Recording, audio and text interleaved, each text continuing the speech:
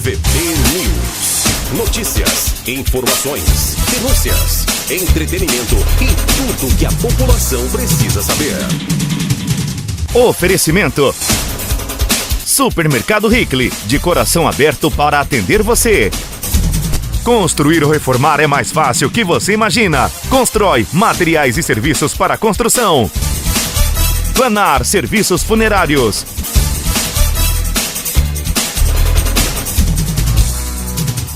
Bom, pessoal, nós viemos aqui hoje na Câmara de Vereadores para falar com o Divair, o Pepe e o Ricardo, que foram aí os propositores aí de um projeto de lei para que não fosse cobrado a taxa mínima da água. A lei foi aprovada, mas a situação continua sendo cobrada da mesma forma, cobrada a taxa mínima.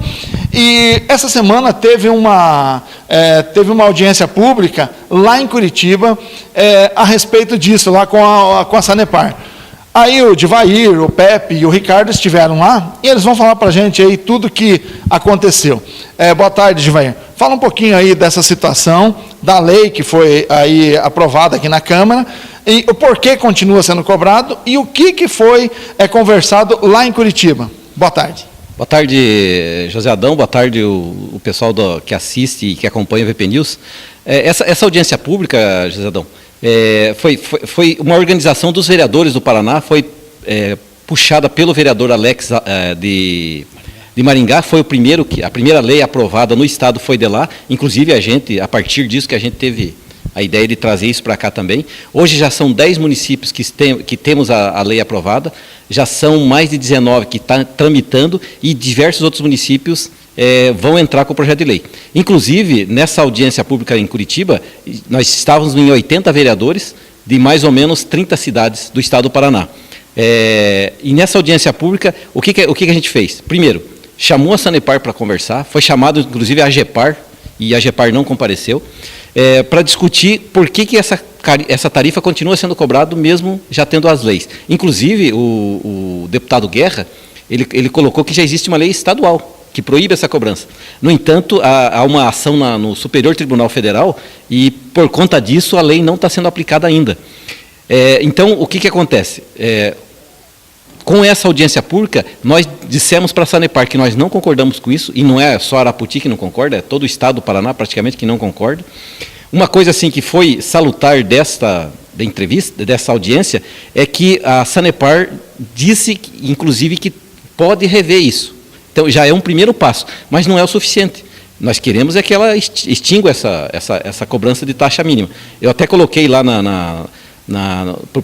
no plenarinho da Assembleia, que Arapoti tem um caso aqui que esteve, inclusive, na audiência pública de Arapoti. O cidadão tem duas casas no mesmo lote, mora ele e o filho, os dois juntos, por mês, eles gastam 2 metros cúbicos e pagam 10 metros cúbicos. Ou seja, é um absurdo. Então, nesse sentido que a gente foi participar da audiência pública, para que a gente possa levar também a visão de Arapoti.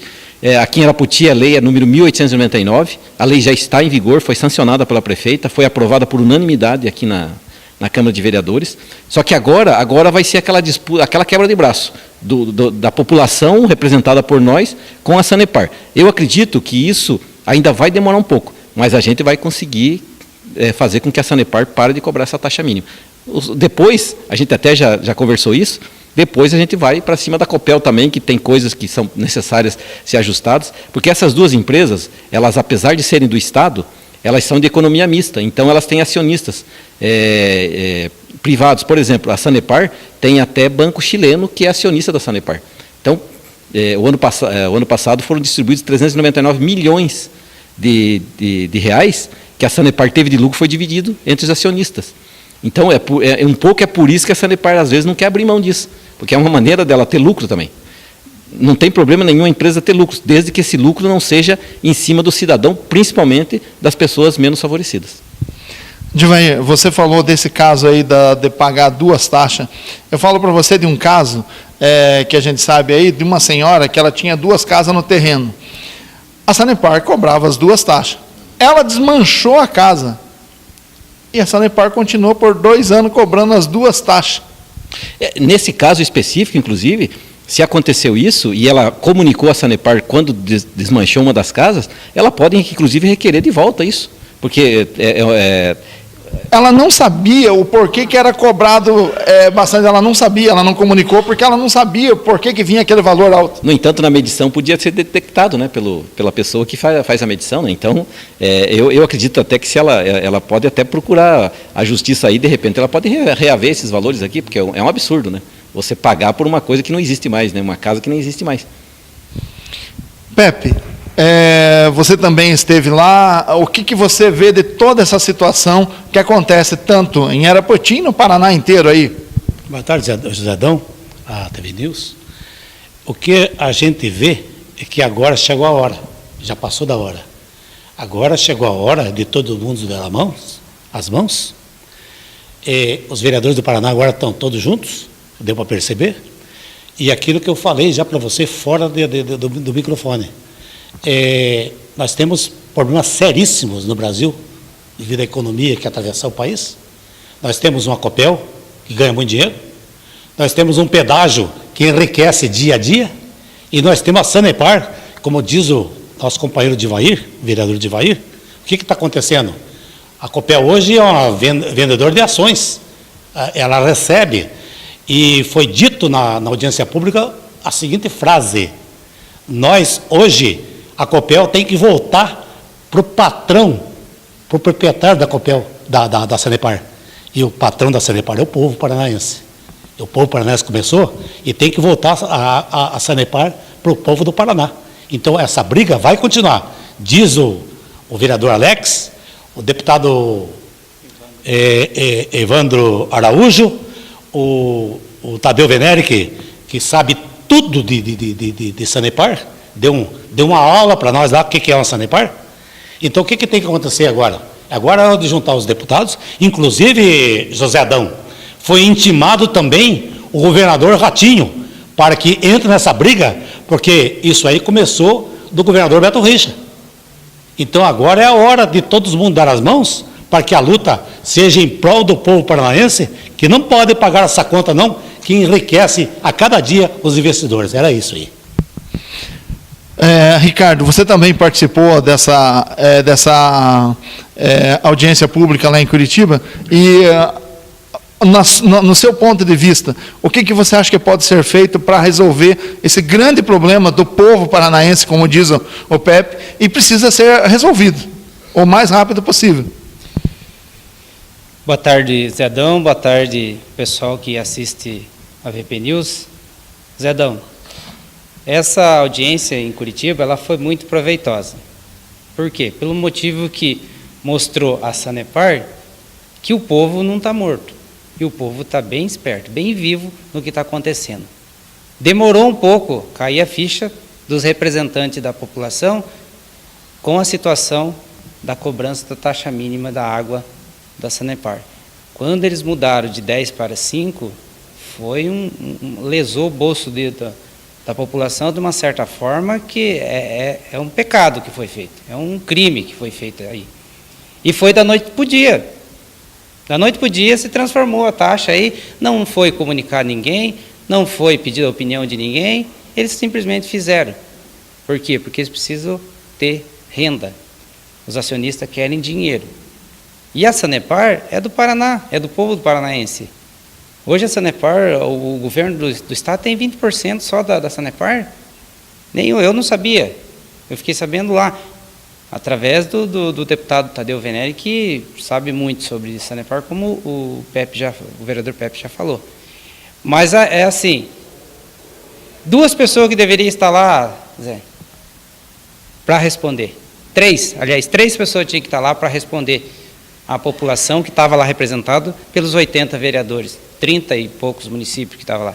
Teria que estar a AGEPAR, que é a agência reguladora que estabelece os aumentos, as tarifas, porque a Sanepar jogou tudo nas costas da AGEPAR. A AGEPAR hoje vamos dizer assim, é o cão da Sanepar, jogou tudo para as costas dele. A AGEPAR tinha que estar lá, não apareceu. O governo do estado tinha que estar lá, não apareceu. E os funcionários da Sanepar que estavam lá, eles praticamente, sim, em termos, foram massacrados, não eles, porque todo mundo que foi lá falou que não estava falando para eles, mas quem tinha que estar lá para ouvir tudo isso que foi comentado era o presidente da Sanepar, que não botou a cara lá. Divair, mais alguma coisa que você queira falar? Você até falou lá na audiência pública. Sim.